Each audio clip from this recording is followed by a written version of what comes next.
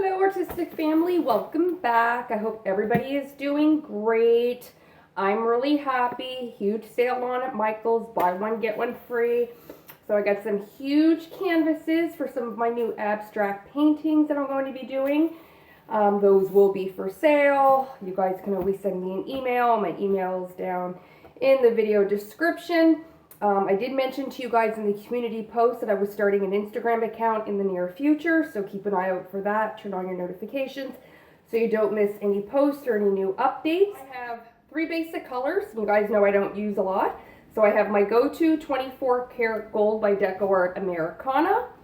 And I have a new color here by Liquitex Basis, which is cadmium red deep hue. If I'm saying that right, I think it's cadmium.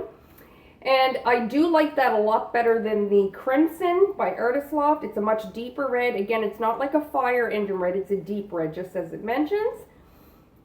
Okay, so I have a slight mound here on my paints, and then of course I have my base, which is much thinner.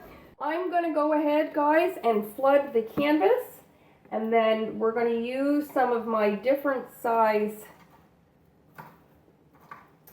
swiping tools. And then we're gonna get going.